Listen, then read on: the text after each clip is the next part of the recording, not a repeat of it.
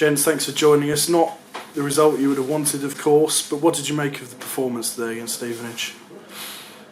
If we look at game 2 after, as usual, there's game football, very cliche. First half wasn't the standards we set ourselves in recent weeks.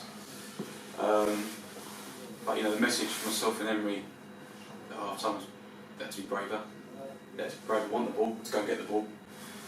And the second half, there's so many positives to take out of it. I thought some of the attacking play that was played and out of possession was fantastic. And we've got building it. There's no point in crying. There's no point getting upset. You've got to take the highs and lows are the lows. Last week was a high. Yes, we're going to be low at this point, but it's all about the mentality. After such a good run and obviously the high of last week, as you rightly allude to, it's kind of you've got to take the rough with the smooth, haven't you? And today's a slightly rougher day, but it's no disaster either. No, certainly not a disaster. That's the message we said to the players after. Unfortunately, the first half performance as a whole wasn't good enough, so we addressed that at half time, both in terms of the message we were giving to the players and making a couple of changes. In the second half, we made a couple of poor decisions, a couple of individual errors, which does happen.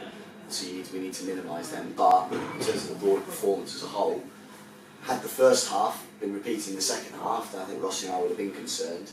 However, in terms of, I think everybody's there playing for everybody to see that the change in the performance in the second half was significant.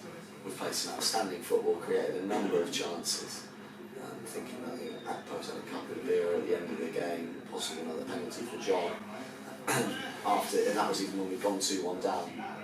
So it's disappointing that we haven't got the result, but it wasn't for the want of trying or for the want of playing the football to get us the chances. And to be fair as well, apart from the set piece where they scored the second, our defensive shape and our defensive security was much better as well. So what we need to do is we need to iron out any of those individual errors, make sure we're starting on the front foot from the first minute. And as we've said to the boys, we've got the 9 days before Cheltenham now, we'll be working hard to make sure we're building on what we've done in terms of the general play and ironing out those individual errors to get it right. You had made a couple of changes at half-time, bringing Alex Nichols and Jean-Louis Akpro on. How much of a difference did they make? Because the second half you went for the throat immediately and obviously got the equaliser through John Akindi. No, very positive. As we saw last week, Alex Nichols came on, done fantastic. We got the winning goal. Jean-Louis is the same. Every time he comes on, he's a threat. He's positive. He creates. He's direct. He's strong. He's quick.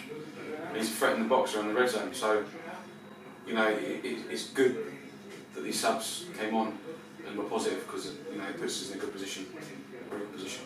I think and not only those two individuals coming on, but those two individuals enabling Jack Taylor to go in the centre of the field, I thought was outstanding in the second half and definitely turned the game and certainly turned our performance.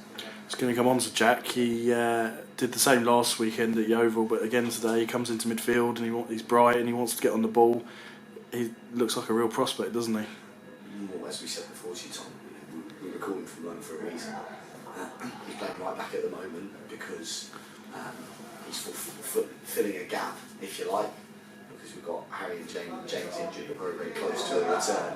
Our hand was forced a little bit today, we felt, by moving him into and so we felt we had to move him into centre field, and then we adapted accordingly, and I think it was playing for everybody to see the difference it made when he got on the football in there, in terms of the number of passes we completed, the space we created for ourselves in wide areas, combinations we played, and ultimately then the chances we've had.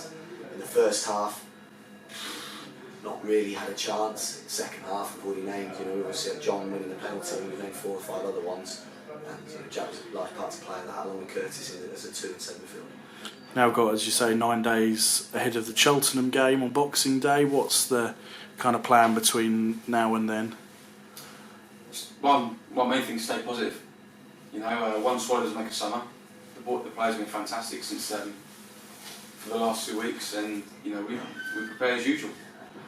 We do have a reserve game at Hamilton on Tuesday night at their place, and that's to give other younger players minutes, to any players that haven't played so much lately, to keep them fresh for the Christmas period.